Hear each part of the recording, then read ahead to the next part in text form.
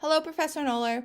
So I found this week's podcast to be challenging, I would say socially and emotionally.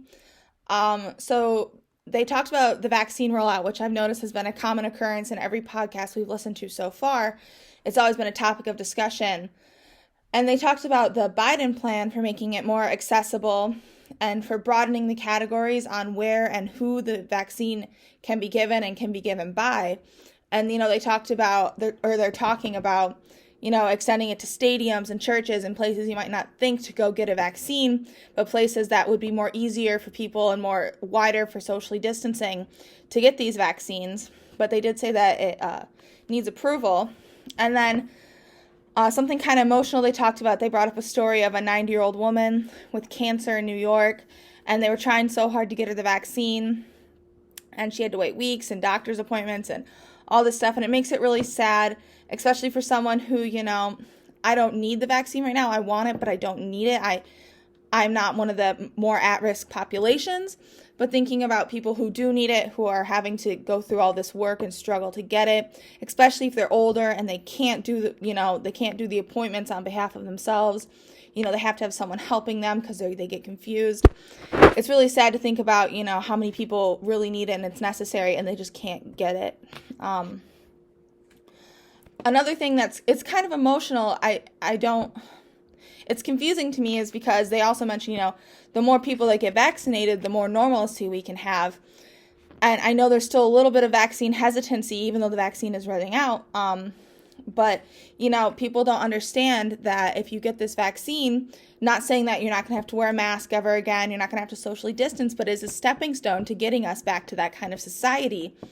And, I think it's frustrating to hear that people, they don't want to get the vaccine when it's a step towards normalcy, which I'm sure everyone craves. No one wants to wear a mask all the time. So, it's getting us there. Another thing they talked about, which I guess I would say was emotional, they talked about another COVID relief bill and how Republicans are saying that there's already one in effect. Why do you need another one already? Let's see how this one plays out in the economy. And I think that they're not thinking at it from the standpoint of the people, because I know people who got their first stimulus check and they were they spent it, immediately. And now I'm seeing that more of my friends or, people I know that are getting the stimulus checks, they're saving them because they're unsure of what the future is going to hold. And I think that not having another plan in place, or at least ready to roll out, isn't a smart thing to do, because we've seen how, it can affect people, especially people who are still unemployed, how quickly it can affect people to not have that money coming in to pay for rent, pay for utilities, pay for their children, schooling, food, So I think that saying that let's just see and wait how this one plays out is kind of like an insult to the American people. Let's just see what happens. That's not, you're gambling with people's lives. You can't just see what happens. You have to be prepared. Some topics that raised concern, they briefly mentioned contact tracing, They briefly mentioned contact tracing, which, it more catches my attention because, we know that people are being contact traced. If you have a phone, you're being traced. I know a lot of people who think that it's infringing on personal rights. I can see that, but I can also see how it's necessary.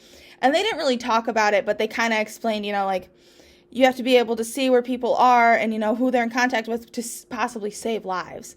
So I think that, it's probably a good thing.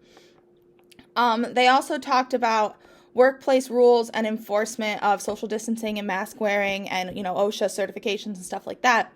I actually wasn't I didn't really know that wasn't being enforced at a lot of work sites, and that work sites were seeing a lot of outbreaks in COVID, because it seems like everywhere I've gone, they've been very strict with enforcing masks and social distancing and glove wearing and sanitizing and washing hands.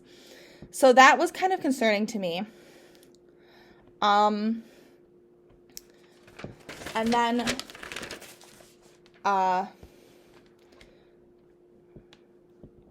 they did also talk about how Biden's plan, they're going to possibly try to do something to increase minimum wage to $15.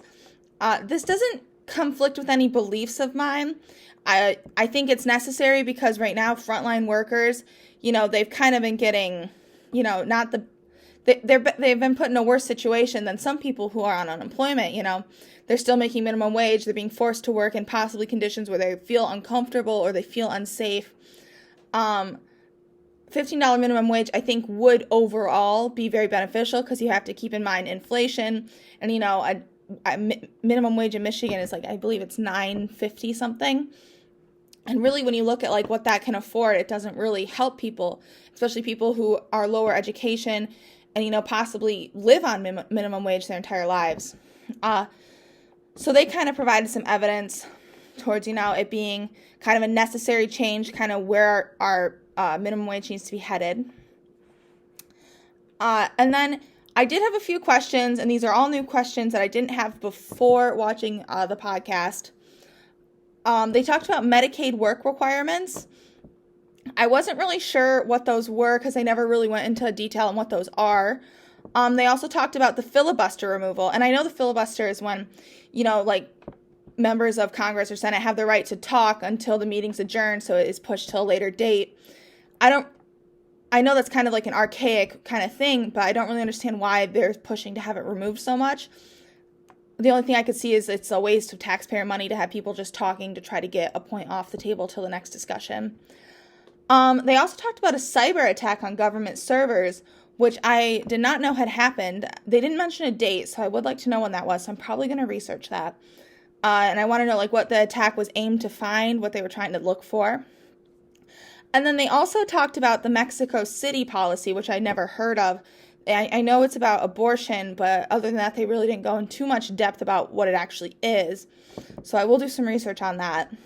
And then one thing that really messed with some of my personal experience is how they talked about the federal mask mandate that Biden put into effect, where masks have to be worn on federal property. And I do know a lot of people that are that's unconstitutional, that's not okay. And then I think about us on campus, and you have to wear a mask indoors, and you should wear one outdoors too if you're with a group of people on campus. You have to, you will be asked to leave the facilities if you don't wear a mask. And I don't really understand people complaining about something that we already have to do. It was my understanding that masks, it's more socially acceptable to wear a mask now than it is to not wear a mask. So that's kind of my confusion, but it kind of, supports us wearing masks on campus and kind of made me think about that connection where if you're already doing something, why does it matter if it's mandated? Because you should be doing it. So I really enjoyed this week's podcast and I can't wait for next week's.